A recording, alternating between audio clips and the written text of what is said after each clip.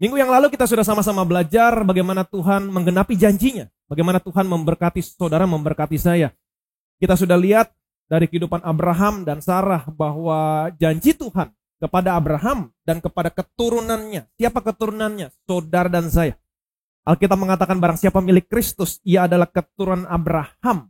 Dan Alkitab juga mengatakan bahwa saudara dan saya sama seperti Ishak, anak-anak janji.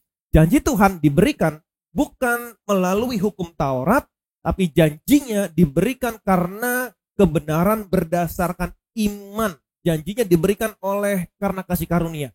Itu sebabnya jangan hidup di bawah hukum Taurat, tetapi hidup di bawah kasih karunia Tuhan. Maka saudara akan melihat janji-janji Tuhan akan digenapi dalam hidupmu. Saudara akan melihat berkat Tuhan yang berlimpah akan datang dalam kehidupan saudara, dalam kehidupan saya. Hari ini saya mengajak saudara untuk sama-sama belajar dari kehidupan Obed Edom.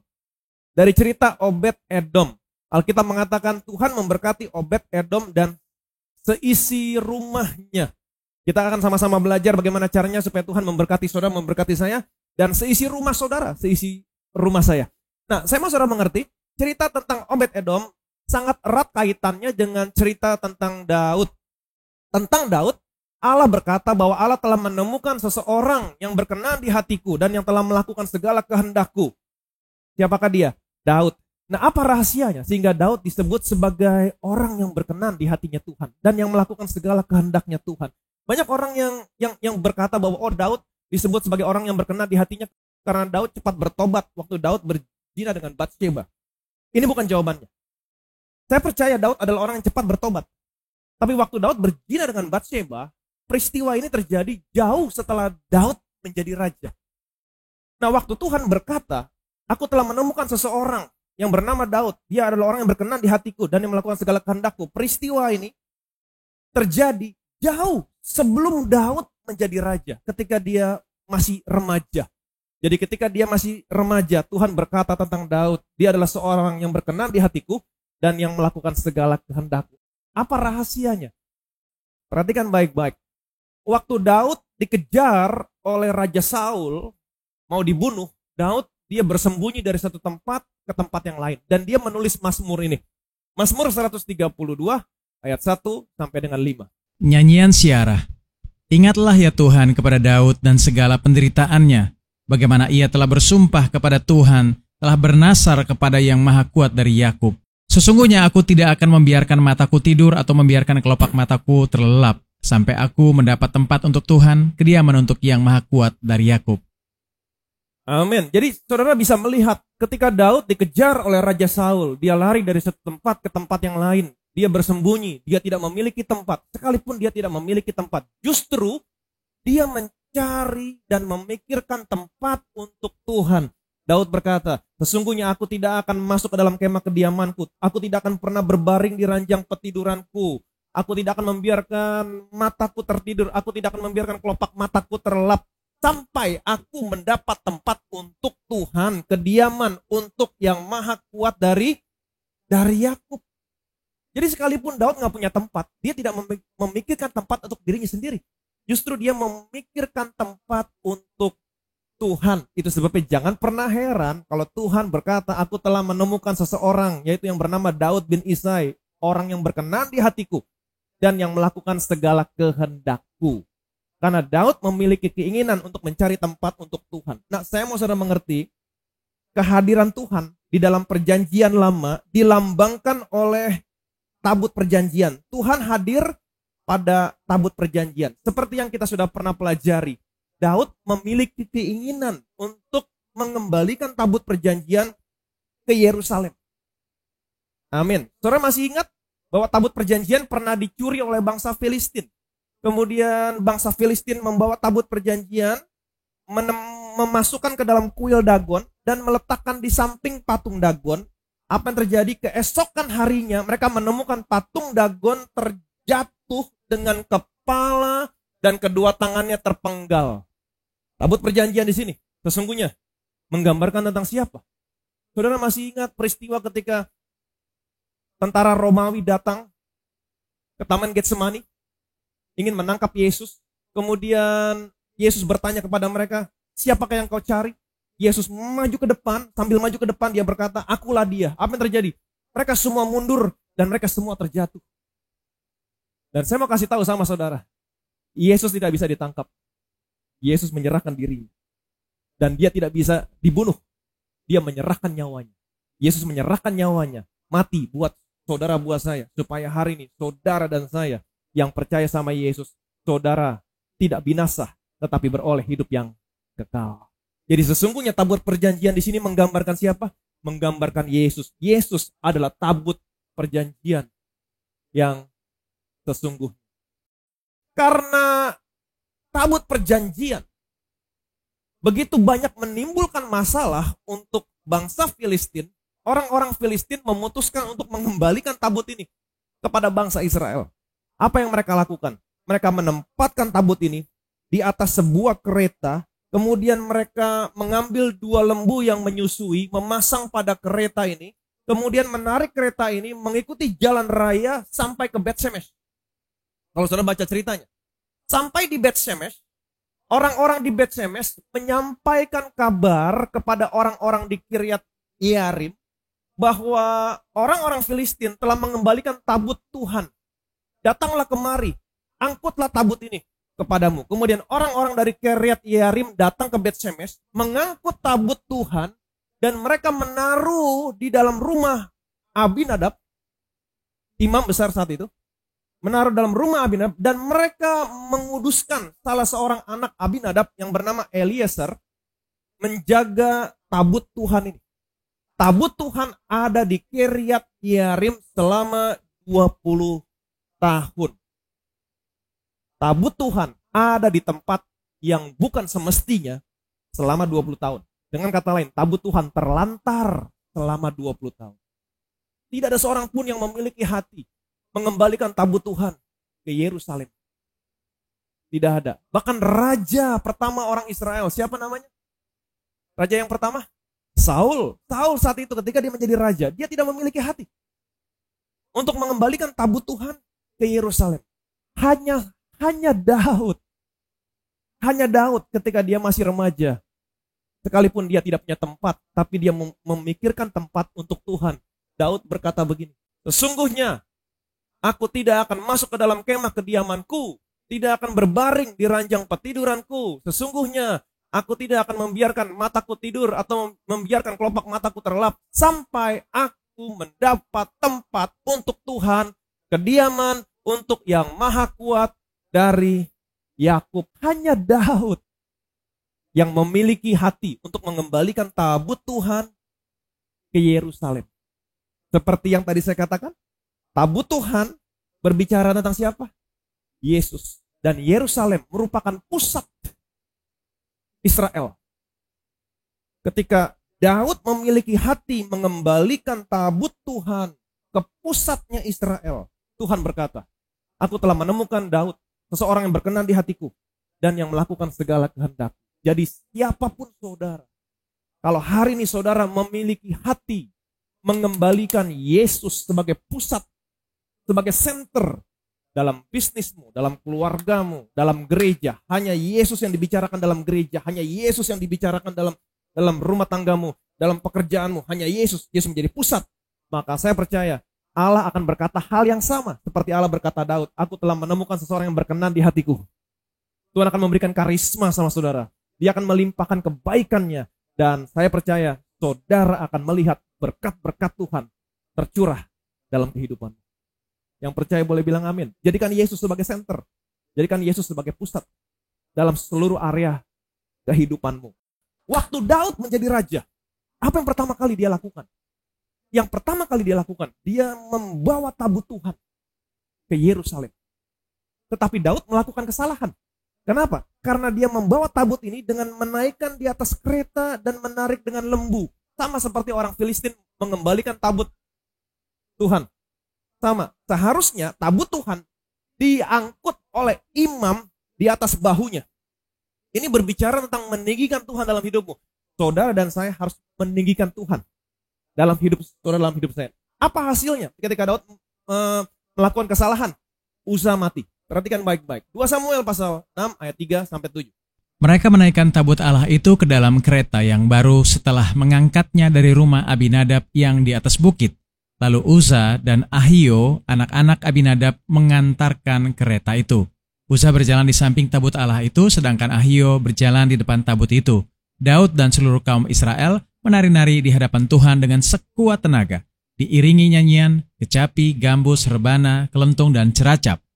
Ketika mereka sampai ke tempat pengirikan Nakon, maka Usa mengulurkan tangannya kepada tabut Allah itu, lalu memegangnya karena lembu-lembu itu tergelincir. Maka bangkitlah murka Tuhan terhadap Uza, lalu Allah membunuh dia di sana karena keteledorannya itu. Ia mati di sana dekat tabut Allah itu. Ayat yang ketiga. Mereka menaikkan tabut Allah itu ke dalam kereta yang baru setelah mengangkatnya dari rumah Abinadab yang di atas bukit. Mereka menaikkan tabut Allah ke atas kereta yang baru, kemudian mereka menarik kereta ini dengan lembu. Nah, ini kesalahan. Seharusnya seperti yang tadi saya katakan, tabut Tuhan dibawa oleh para imam dengan cara diangkut di atas bahunya, bukan ditarik dengan lembu. Amin. Kemudian ayat yang ke-6 di sini dikatakan demikian. Ketika mereka sampai ke tempat pengirikan Nakon, maka Usa mengulurkan tangannya kepada tabut Allah itu, lalu memegangnya karena lembu-lembu itu tergelincir. Apa yang terjadi? Maka bangkitlah murka Tuhan terhadap Usa, lalu Allah membunuh dia di sana karena keteledorannya itu. Ia mati di sana dekat tabut Allah itu. Apa hasilnya? Usa mati. Kenapa demikian? Saya mau saudara mengerti, perhatikan baik-baik. Setiap nama yang muncul dalam Alkitab, bukan untuk penumpang Alkitab, tapi setiap nama yang muncul dalam Alkitab ada artinya. Apa artinya Usa? Kenapa kematian bisa datang? Perhatikan, Usa artinya man's power, kekuatan manusia. Kalau saudara baca ayat sebelumnya tadi dikatakan Daud membawa tabut Tuhan, memuji-muji Tuhan dengan sekuat tenaga. Jadi di sini semuanya berbicara tentang kekuatan manusia. Daud memuji Tuhan dengan kekuatan manusia. Usa melayani Tuhan dengan kekuatan manusia. Perhatikan baik-baik, bagaimana kematian bisa datang?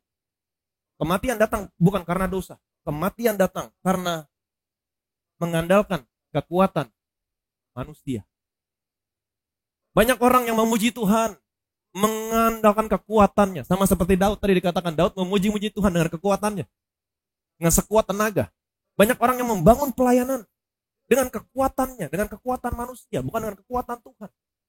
Kalau saudara melihat sesuatu terjadi, pesan saya, jangan andalkan kekuatan manusia. Jangan andalkan kekuatan saudara. Amin. Garis ulangi. Kalau saudara melihat sesuatu terjadi, jangan andalkan kekuatan manusia. Jangan andalkan kekuatan saudara. Lebih mudah mengatakan, kalau saudara melihat sesuatu terjadi kepada anakmu, lebih mudah mengatakan kepada anakmu, jangan, kamu harus begini, kamu harus begitu.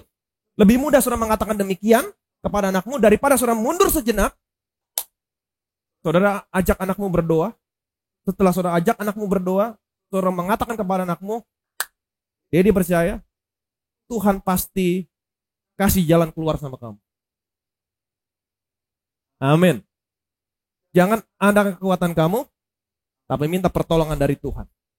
Dan dia dipercaya, Tuhan pasti tolong kamu, kamu pasti bisa. Kalau saudara berkata kepada anakmu, jangan, kamu harus. Perhatikan baik-baik, perkataan saudara membuat anakmu stres. Tapi kalau saudara berkata kepada anakmu, saya percaya Tuhan pasti tolong kamu, perkataan saudara kepada anak saudara akan memberikan kekuatan. Amin. Jadi jangan andalkan kekuatan manusia, tapi selalu minta pertolongan dari siapa? Dari Tuhan. Jadi kenapa Usa bisa mati? Usa mati, kematian datang bukan karena dosa. Kalau kita pelajari, kematian datang karena mereka semua mengandalkan kekuatan manusia. Terkadang Tuhan tidak bisa menolong orang yang suka mengandalkan kekuatannya. Kalau Tuhan menolong orang yang selalu mengandalkan kekuatannya, maka orang itu akan berkata pada akhirnya, saya yang hebat. kepada orang yang suka mengandalkan kekuatannya, Tuhan akan menunggu sampai betul-betul orang ini tidak bisa lagi menolong dirinya sendiri, sampai kekuatannya habis, baru Tuhan menolong orang ini. Jadi ingat baik-baik, jangan ada usaha dalam hidupmu. Jangan pernah mengandalkan kekuatanmu sendiri, tapi selalu andalkan Tuhan. Yang percaya boleh bilang amin. Bilang sama kiri kananmu, jangan andalkan kekuatanmu, andalkan Tuhan. Amin. Ayat selanjutnya. Daud menjadi marah karena Tuhan telah menyambar Uza, demikian hebatnya. Maka tempat itu disebut orang Peres Uza sampai sekarang. Pada waktu itu Daud menjadi takut kepada Tuhan, lalu katanya, bagaimana tabut Tuhan itu dapat sampai kepadaku? Sebab itu Daud tidak mau memindahkan tabut Tuhan itu ke tempatnya, ke kota Daud, tetapi Daud menyimpan dan membawanya ke rumah Obed-Edom orang Gad itu. 3 bulan lamanya tabut Tuhan itu tinggal di rumah Obed-Edom orang Gad itu, dan Tuhan memberkati Obed-Edom dan seisi rumahnya.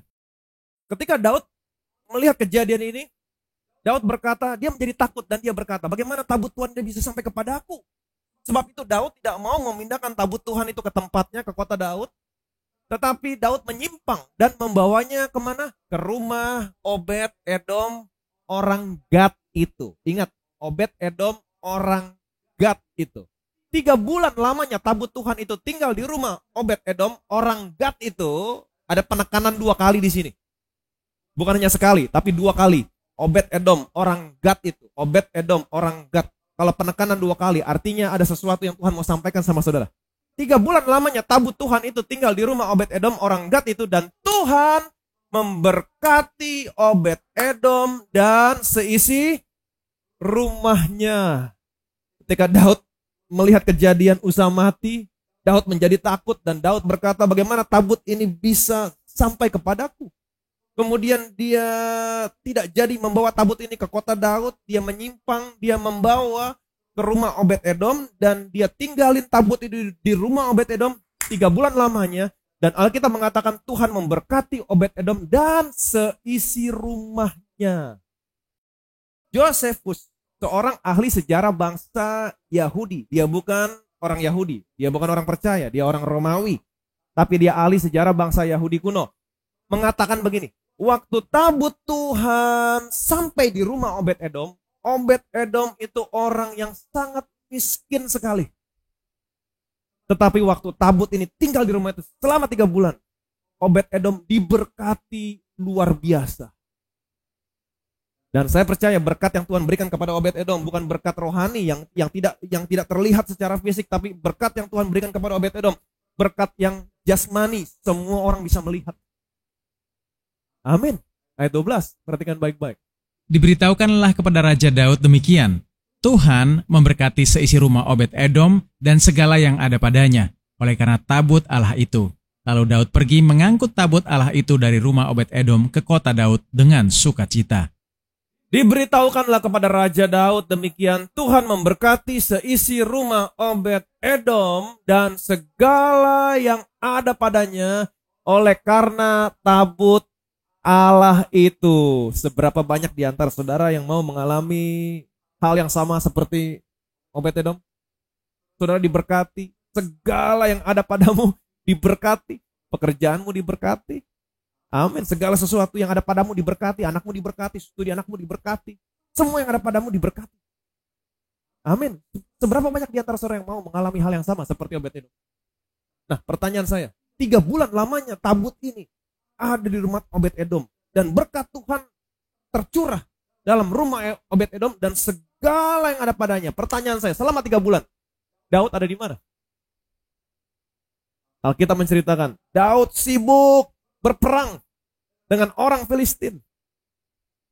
Tetapi pada akhirnya Daud menyadari dia melakukan kesalahan. Kemudian ketika dia mendengar orang berkata kepadanya, Tuhan memberkati seisi rumah Obed-Edom dan segala yang ada padanya karena tabut Allah itu, apa yang terjadi? Lalu Daud pergi mengangkut tabut Allah itu dari rumah Obed-Edom ke kota Daud dengan sukacita. Daud pergi ke rumah Obed-Edom, dia ambil tabutnya lagi. Betapa sedihnya Obed-Edom.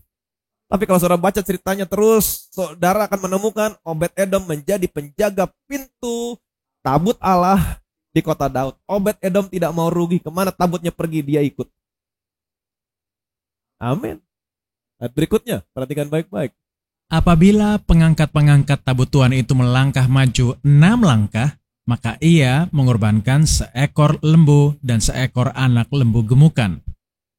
Apabila pengangkut-pengangkut tabut Tuhan itu melangkah maju. Nah, sekarang tabut Tuhan diangkut. Bukan dibawa lagi dengan kereta, ditarik lembu. Sekarang caranya udah benar. Tabut Tuhan diangkut di atas bahu. Jadi ini berbicara meninggikan Tuhan dalam hidupmu. Hidup saya harus meninggikan Tuhan. Bukan bersandar kepada kekuatanmu, tapi bersandar kepada kekuatan Tuhan. Amin.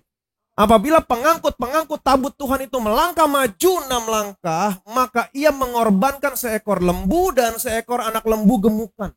Wow. Saudara bisa bayangkan. Dari rumah Obed-Edom sampai ke kota Daud, itu kurang lebih jaraknya 7 mil. Sekitar 10,5 sampai 11 kilo. 10,5 sampai 11 kilometer. Jadi sekitar 11.000 meter. Setiap 6 langkah, taruhlah 1 langkah 1 meter. Setiap 6 meter dikorbankan 1 lembu dan 1 lembu anak lembu gemukan. Jadi setiap 6 meter ada 2 binatang yang dikorbankan. 10.500 meter. 10.500 bagi 6. Sekitar 1.750 lembu dan 1.750 anak lembu. Saudara bisa bayangkan 3.500 binatang dikorbankan untuk membawa tabut ini dari rumah Obed-Edom kemana? Ke kota Daud. Pertanyaan saya, dari mana Daud belajar mempersembahkan korban? Dari mana? Saya percaya dia pasti belajar dari Obed-Edom. Amin. Dia belajar dari Obed-Edom. Kenapa? Ini dikonfirmasi karena sebelumnya ingat waktu Daud membawa tabut ini dari rumah Abinadab. Daud membawa tabut ini, dia memuji-muji Tuhan dengan sekuat tenaga. Dia mengandalkan kekuatannya. Betul, dan tidak ada korban darah. Tidak ada satupun korban yang dipersembahkan Daud. Tidak ada. Daud baru mempersembahkan korban waktu dia bawa tabut ini dari rumah Obed-Edom. Artinya apa? Dia belajar dari Obed-Edom. Amin. Obed, kenapa kamu diberkati? Amin. Obed-Edom pasti cerita. Dan ingat, setiap nama yang muncul dalam Alkitab bukan untuk penuh-penuhin Alkitab. Apa artinya Obed-Edom? Kita akan belajar. Apa rahasianya? The secret of Obed-Edom. Ingat, nama Obed-Edom artinya Obed dalam bahasa Ibrani. Obed artinya servant, pelayan. Kemudian Edom berasal dari akar kata Adam, dam, artinya darah. Edom, dam, artinya blood, darah. Jadi Obed-Edom artinya the servant of the blood, pelayan darah. Itu sebabnya saya percaya Daud pasti bertanya kepada Obed-Edom. Obed, apa rahasianya kamu diberkati? Saya mempersembahkan darah. Dan ketika Daud tahu rahasianya, dia melakukan lebih radikal lagi. Betul? Setiap 6 langkah, 2 binatang korbanin. Setiap 6 meter, 2 binatang korbanin. Saudara bisa bayangkan, 10.500 meter. Setiap 6 meter, 2 binatang. Setiap 6 meter, 2 binatang. Artinya apa? Dia mau lebih radikal lagi. Dia mau lebih diberkati lagi daripada Obed-Edom. Amin. Apa rahasianya? Obed-Edom diberkati. Yang pertama, perhatikan baik-baik. Yang pertama, Obed-Edom adalah orang Gad. Ingat tadi yang saya katakan. Alkitab menekankan sebanyak 2 kali. Obed-Edom orang Gad itu. Obed-Edom orang Gad itu. Setiap kali saudara baca Alkitab, kalau ada penekanan 2 kali, 3 kali, artinya ada maksud yang Tuhan ingin sampaikan sama saudara. Ingat baik-baik, orang Gad. Gad adalah daerah yang bukan didiami oleh orang Yahudi, tapi Gad adalah daerah yang didiami oleh bangsa Filistin. Jadi Obed-Edom, dia bukan orang Yahudi. Artinya apa? Kalau dia bukan orang Yahudi, artinya dia tidak memiliki kesadaran akan hukum Taurat. Dia tidak hidup di bawah hukum Taurat. Itu sebabnya waktu tabut ini tiba di rumahnya. Ingat, tabut Tuhan tadi berbicara tentang siapa? Tentang Yesus. Dan Yesus adalah kasih karunia. Dia tidak lagi hidup di bawah hukum Taurat, tetapi waktu kasih karunia datang di rumahnya, apa yang terjadi? Berkat Tuhan berlimpah-limpah datang ke dalam rumah. Ingat minggu yang lalu kita sudah pelajari, janji Tuhan, berkat Tuhan diberikan bukan karena melakukan hukum Taurat, tapi karena kasih karunia. Amin. Ini rahasia yang pertama. Obed-Edom diberkati karena dia tidak hidup di bawah hukum Taurat, hidup di bawah kasih karunia. Yang kedua, kenapa dia diberkati? Yang kedua, Obed-Edom selalu mempersembahkan korban. Dari mana saya tahu? Dari namanya. The servant of the blood, pelayan darah. Dan ini dibuktikan ketika Daud membawa tabut dari rumahnya. Sebelumnya. Ini membuktikan sebelumnya. Waktu Daud membawa tabut dari rumah Abinadab, tidak ada satupun korban yang dipersembahkan. Tetapi setelah dia membawa tabut ini dari rumah Obed-Edom, perhatikan baik-baik, setiap 6 langkah, 2 binatang dikorbankan. Setiap 6 langkah, 2 binatang dikorbankan. Dari mana Daud belajar? Dari Obed-Edom. Daud pasti tanya, Obed, apa rahasia kamu diberkati? Persembahkan korban. Dan Daud melakukan lebih radikal lagi. Yang percaya boleh bilang amin. Amin. Memang hari ini saudara dan saya tidak mempersembahkan korban binatang lagi. Kenapa? Karena Yesus sudah mempersembahkan tubuhnya satu kali untuk selamanya. Amin. Jadi apa rahasianya Obed-Edom diberkati? Dan saya mau saudara memiliki berkat yang sama seperti berkat yang Tuhan berikan kepada Obed-Edom. Kamu diberkati. Seluruh isi rumahmu diberkati. Yang pertama, jangan hidup di bawah hukum Taurat, tapi hidup di bawah kasih karunia Tuhan. Jangan andalkan kekuatanmu, tapi andalkan, berdiri teguh di atas dasar apa yang sudah selesai Tuhan Yesus selesaikan buat saudara, buat saya. Jangan hidup di bawah hukum Taurat, tetapi hidup di bawah kasih karunia Tuhan. Yang percaya boleh bilang amin. Yang kedua, perhatikan baik-baik. Saudara dan saya hari ini memang tidak lagi mempersembahkan korban, seperti yang tadi saya katakan. Betul? Amin. Karena Yesus sudah mati buat saudara, buat saya sebagai korban untuk dosamu. Satu kali. Untuk selamanya. Tapi hari ini saudara bisa memberitakan kematian Tuhan. Amin. Karena semua kematian binatang, semua korban dalam perjanjian lama berbicara tentang kematian Tuhan. Daud, dia lebih radikal lagi ketika dia tahu Obed-Edom diberkati karena mempersembahkan korban. Ketika Daud tahu, dia lebih radikal lagi.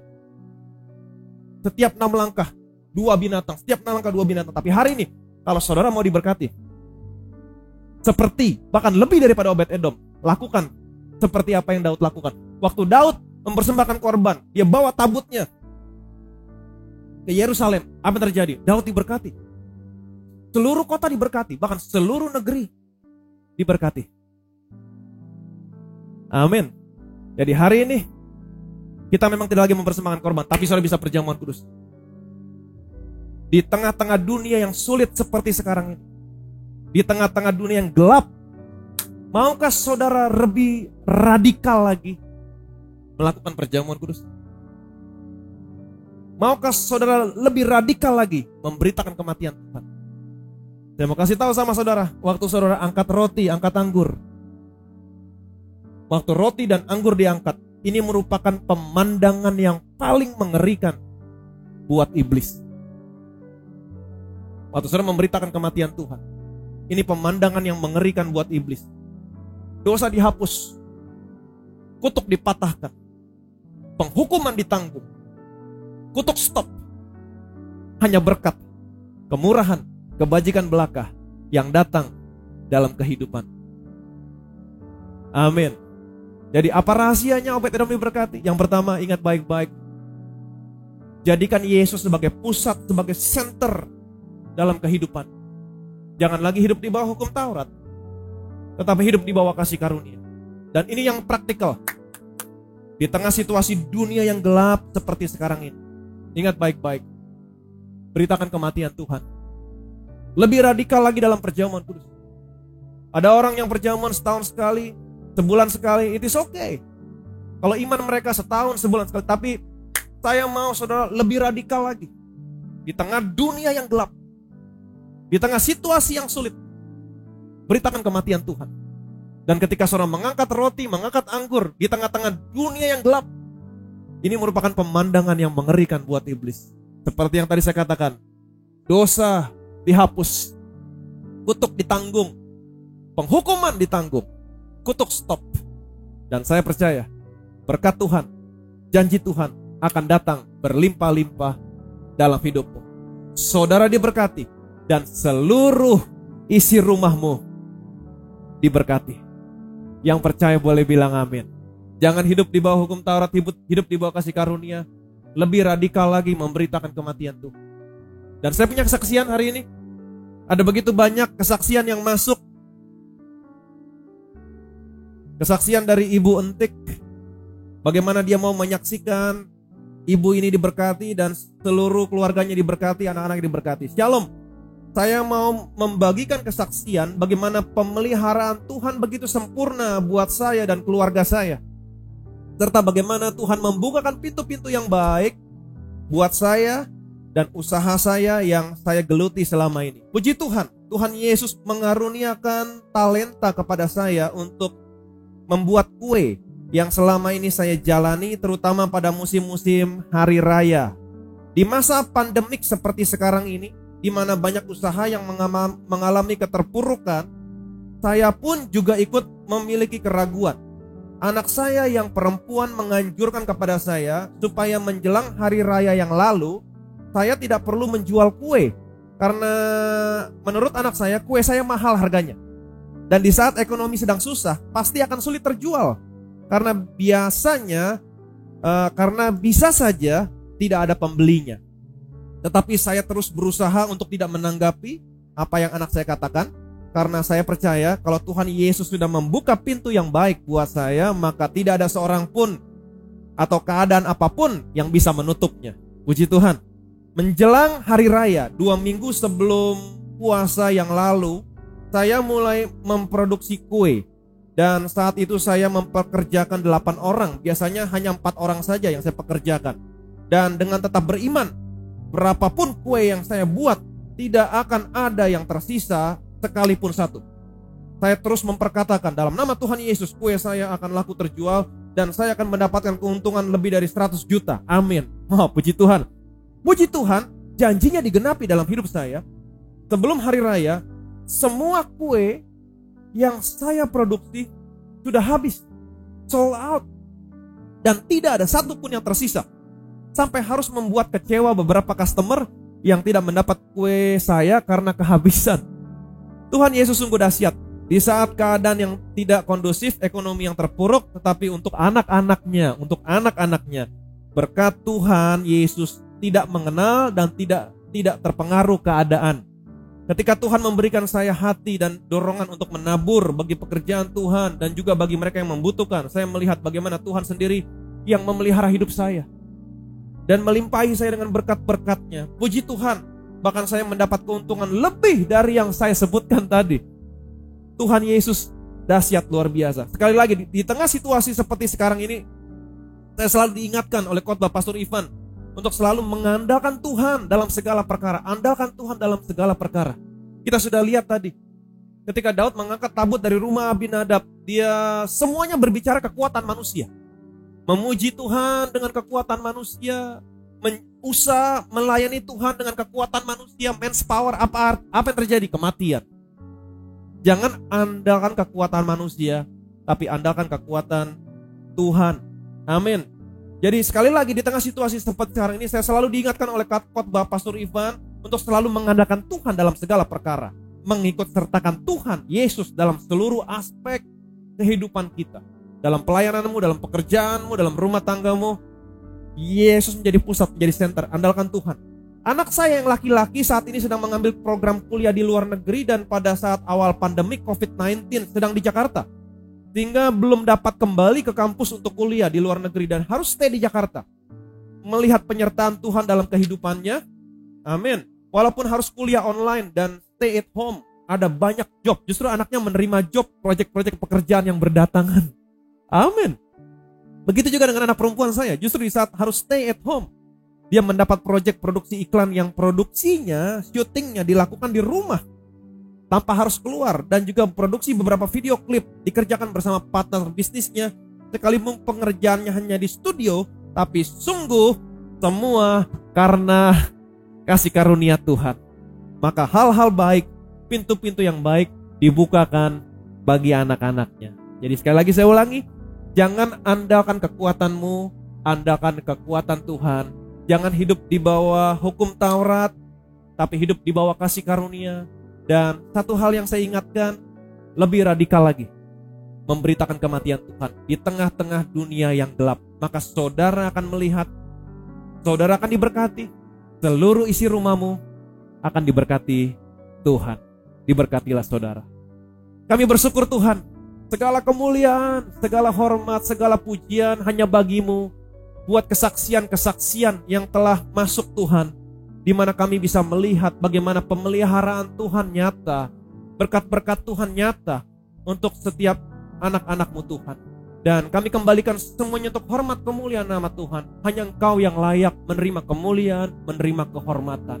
Dan kami bersyukur Tuhan, hari kami telah belajar dari cerita tentang Obed-Edom, bagaimana Obed-Edom diberkati dan seluruh isi rumah tangganya diberkati. Karena Obed-Edom, dia tidak hidup di bawah hukum Taurat, tapi dia hidup di bawah kasih karunia. Dan kami percaya Tuhan, karena memang janji-Mu diberikan kepada anak-anak-Mu, bukan karena hukum Taurat, tapi kebenaran berdasarkan iman oleh karena kasih karunia Tuhan. Dan Obed-Edom diberkati karena dia mempersembahkan korban, karena namanya adalah pelayan darah, the servant of the blood. Dan kami percaya Tuhan, ketika kami memberitakan kematian Tuhan, memang kami tidak lagi mempersembahkan korban, karena Engkau sudah menjadi korban bagi kami di atas kayu salib, satu kali untuk selamanya. Tetapi hari ini kami bisa memberitakan kematian-Mu. Kami mau lebih radikal lagi, melakukan perjamuan kudus. Dan kami percaya Tuhan, kami akan melihat berkat Tuhan berlimpah atas hidup kami. Dan di dalam seluruh yang ada dalam rumah kami akan diberkati. Pekerjaan kami diberkati, kesehatan kami diberkati, bahkan anak-anak kami diberkati, studi anak-anak kami diberkati. Bahkan di dapur pun di rumah kami semua masakan diberkati. Segala yang ada pada kami diberkati Tuhan. Bahkan tumbuh-tumbuhan di taman kami diberkati Tuhan. Karena firman Tuhan berkata, segala yang ada di rumah Obed-Edom diberkati. Kami percaya Tuhan, segala yang ada di rumah kami akan diberkati Tuhan. Dalam nama Tuhan Yesus kami berdoa. Sama-sama kita katakan, amin.